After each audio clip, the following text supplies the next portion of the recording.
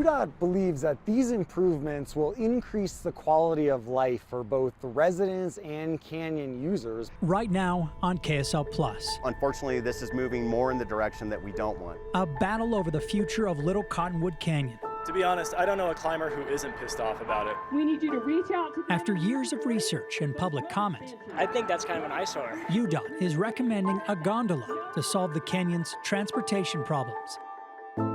It's a polarizing issue for sure, but I have a feeling when the gondola is finally in, it's going to be something that we look back at and wonder how we ever survived without it. I'm at Rascone near the mouth of Little Cottonwood Canyon. Millions head up this road every year, and no one likes the congestion or the parking problems. So the state has said the way to fix that is with a gondola, and the proposed base station would be somewhere in this area near Lakai.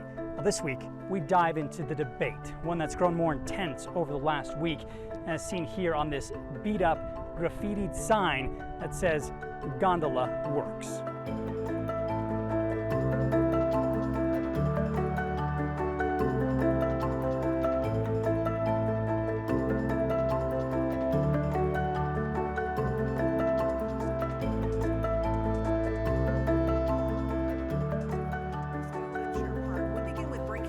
Salt Lake County.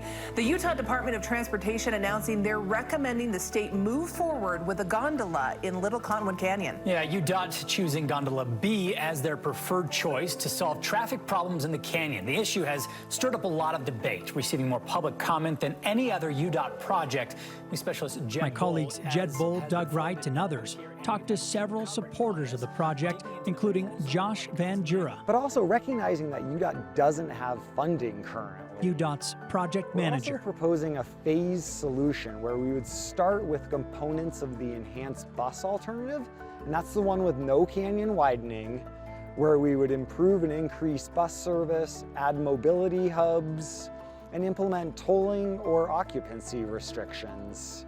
And we really feel like this will improve the air quality, protect the watershed, and really improve the quality of life for users of the canyon, but also residents in the surrounding communities. I grew up in this state. We've been talking about this issue in Little Cottonwood Canyon for decades, and to finally come to a solution is great. So Ski Utah supports the gondola decision, congratulates UDOT and the state for making this big and tough call, but I think it's going to go a long way to improving the experience for everyone that skis or hikes or bikes in that canyon. Did UDOT feel as though the majority of the public was in favor of gondola? Was that part of the decision-making process?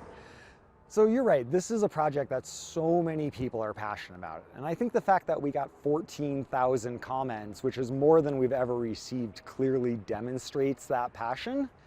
And people are, I would say, fairly evenly divided between all of the alternatives. So we recognize that some people may not be happy with the preferred alternative we've released today, but we've taken public consideration very much into this decision-making process, but also tied it to our purpose and need, right? Our desire to improve mobility, reliability, and safety in the canyon for all users, while balancing the environmental impacts of the different alternatives, as long as the cost and all of that public input we've received. When you look at the backups and you look at the traffic, you look at the pollution and the wear and tear on the canyon, I think virtually everybody, regardless of whether they like the gondola idea ultimately or not, something has had to be done. And what kind of immediate effect, if we boost the bus service, for example, in the short term, what kind of a difference can and will that make on the canyon? So the goal of the project is to reduce private vehicles by roughly 30%.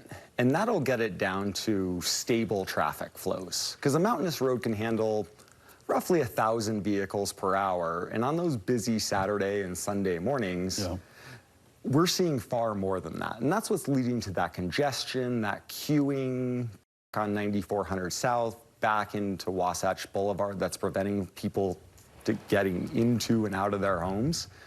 So that transition of 30% of the vehicles into transit is going to help protect the watershed, it's going to improve air quality, and it's going to improve the quality of life for those residents at the mouth of the canyon.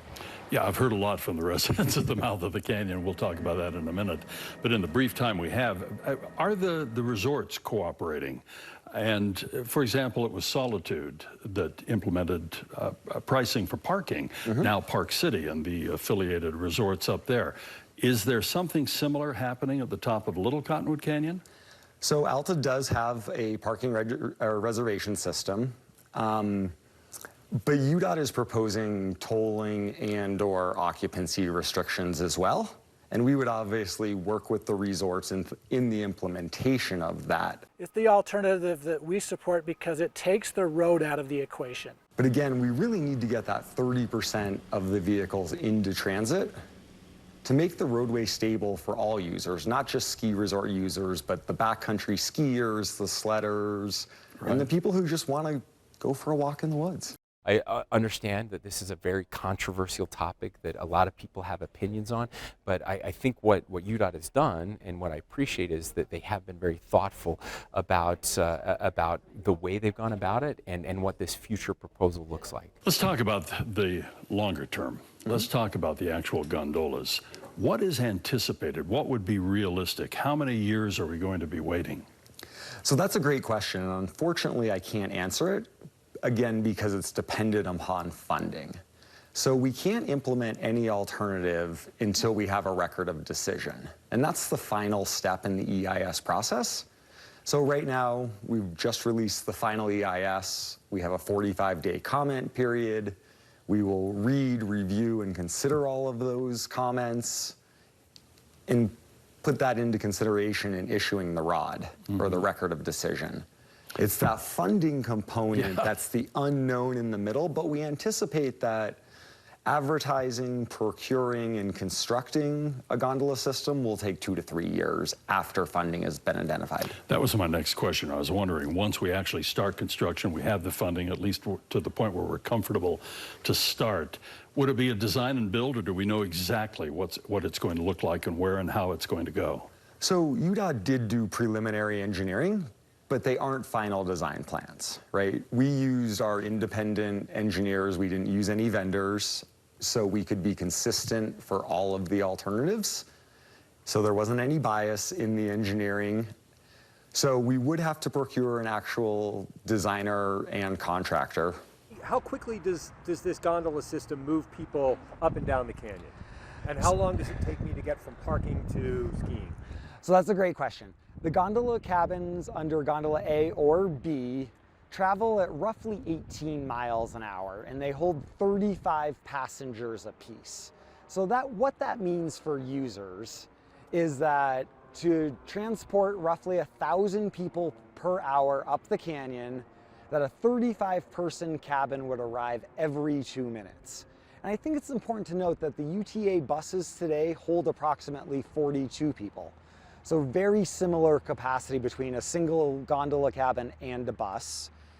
And it would be 27 minutes of travel time from the gondola base station up to Snowbird, and an additional 10 minutes up to Alta. When I think of the gondola system, up at the upper end of the canyon, we're used to all kinds of lifts and even, gondolas and Solitude and so on. There was a gondola back in the old days up in Park City. And so the upper part of the canyon isn't what is bothering some people or they have questions about.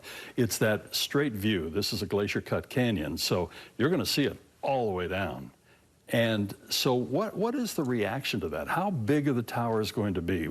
Is the view of that classic glacial cut canyon going to be a big concern? So the view is certainly going to change with the gondola towers. I absolutely agree with that statement. Some of the towers, the tallest I believe is 262 feet. That is at the mouth of the canyon. There are towers, numerous towers in that 200-foot range. And the alignment is very close to the edge of the road. Obviously, it varies a little bit, but it will be a visual change for users in the canyon. I don't disagree with that. I think the gondola brings a lot of other environmental benefits, however, that were all taken into consideration, right? It doesn't widen the road or add width for train tracks. That could inhibit wildlife movement. It also has a very small footprint for construction. So there's less earth-disturbing activities, which is going to help protect our watershed. The gondola would cross National Forest Service land.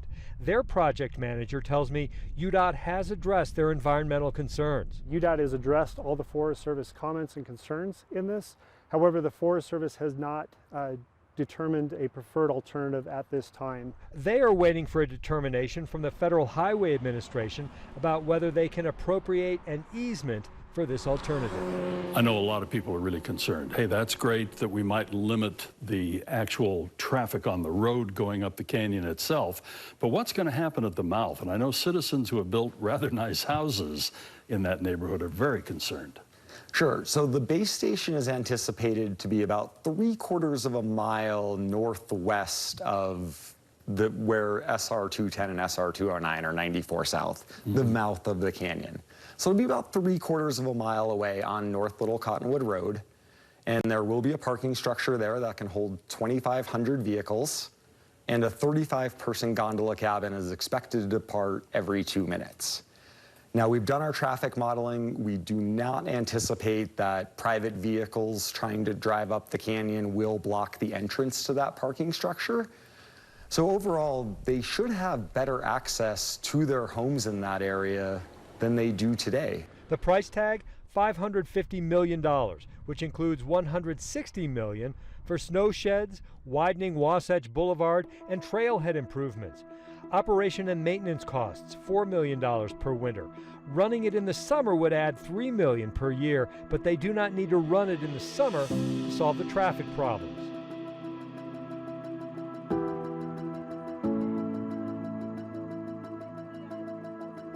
Many who live near the mouth of the canyon have been outspoken against the gondola, as have others who use the canyon. A Deseret News Hinckley Institute poll last year found that 80% of Utahns prefer another option over the gondola. Here are some of my colleagues' conversations with opponents of the project. We can either wait for the government to enforce it and instill all these things that will ruin the experience for everyone, or including we can make positive change and make this work. Brad Rutledge with Wasatch Backcountry Alliance. We talked to all the stakeholders of the different proposed alternatives being considered for this funding to address the issues of transportation in Little Cottonwood Canyon. And we came away with a really clear, solid decision of not supporting any of the alternatives, to be honest. We were against the gondola, and we were also against widening of the road. Our position was we feel like there's existing infrastructure that exists today, and if we can incentivize users of the canyon to change their behavior, that would be carpooling, taking public transit, that we feel like we can make this work without ruining the canyon. Response to UDOT's decision, disappointed, massively disappointed, but not surprised.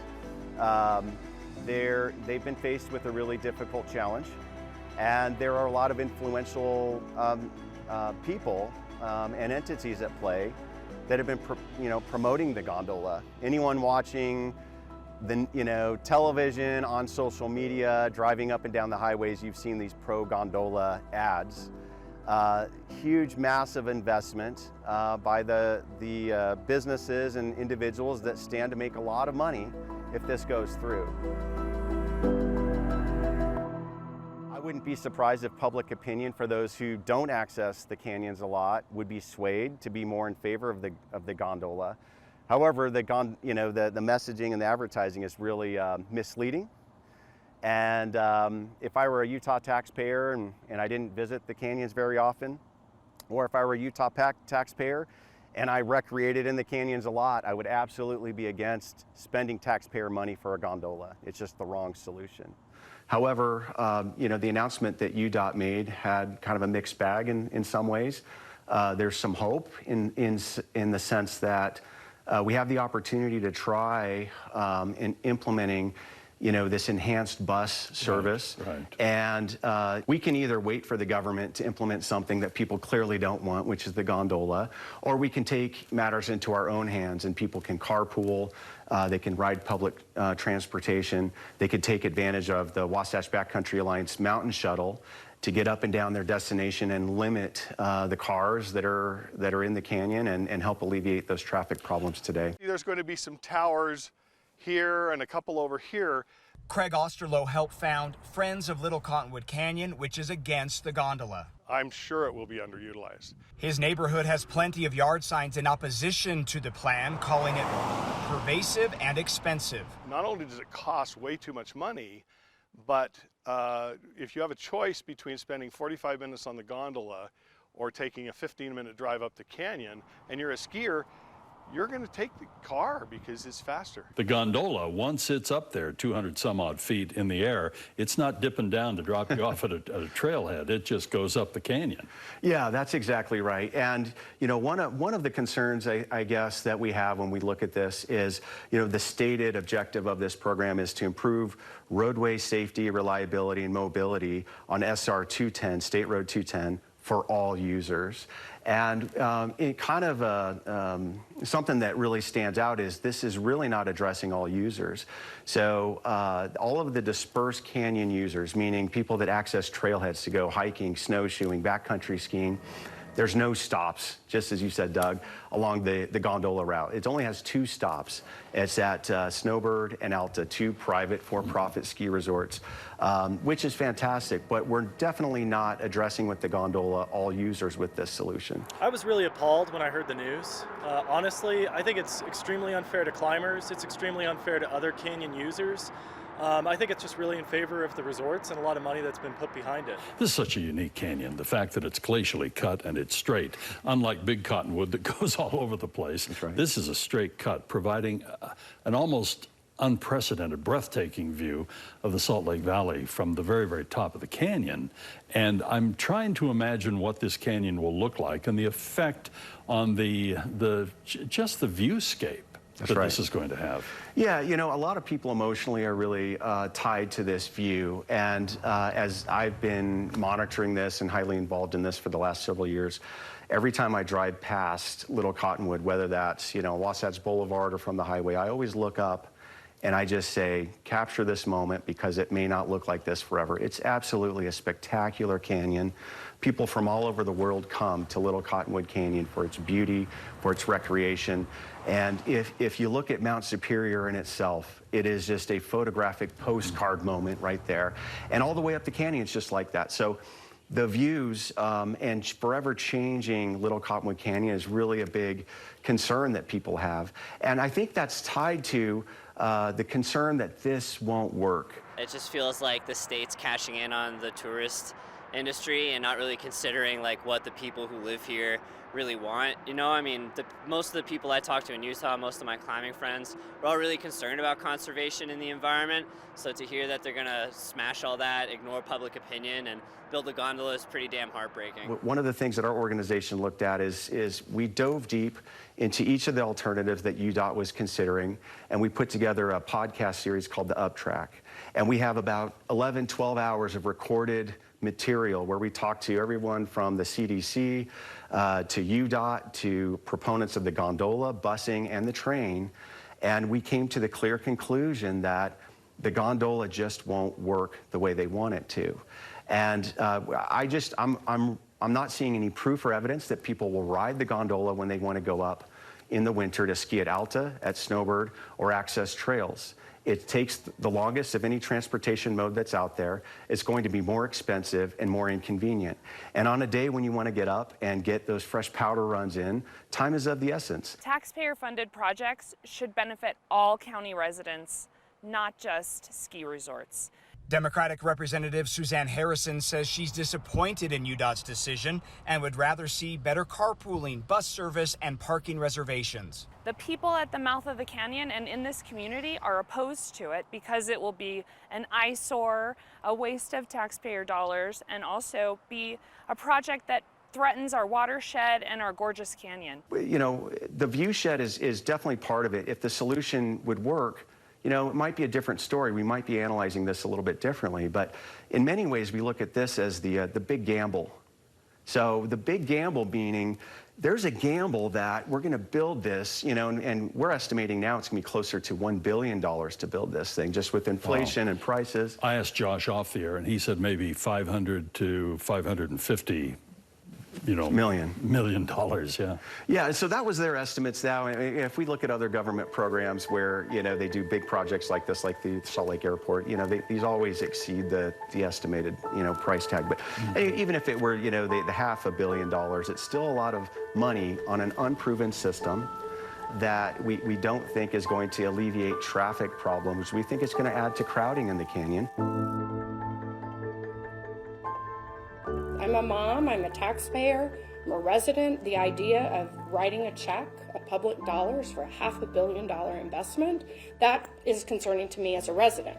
It's even more concerning as a mayor when we look at all of the needs in our community. Doug, one of the biggest concerns, and you get this, you understand the beauty of Little Cottonwood. Yeah. Once those towers are in, these are skyscraper-sized towers. Let's say that system doesn't work. Let's say we want to take it out for some reason, you know, but in the future, there's no money. There's not going to be a budget to take those towers out. It will forever scar and damage the Little Cottonwood Canyon. You mentioned skyscraper height. I think a lot of people can't kind of grasp what 262 feet is. Is there something comparable that Utahns could kind of relate to, a building, a landmark? Yeah, Hotel Monaco I was reading is kind of that height. And so if you imagine standing at the base of Hotel Monaco, downtown Salt Lake City, this is the kind of scale of what we're looking at.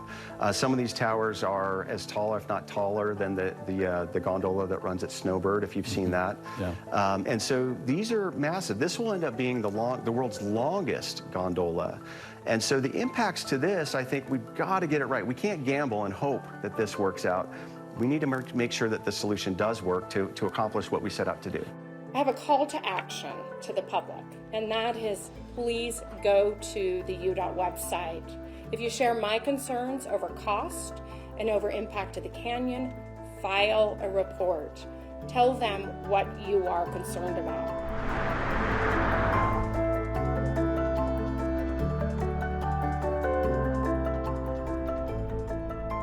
We are now in a 45-day comment period. To let UDOT know what you think about the project, you can head to their website. They plan to make a final decision this winter, and then we'll still have to secure funding. And to find the stories behind this debate, you can go to our website, ksltv.com. You can be sure this is a story we will continue to follow. That does it for us this week on KSL Plus. From the mouth of Little Cottonwood Canyon, I'm Matt Rascone. We'll see you again next week.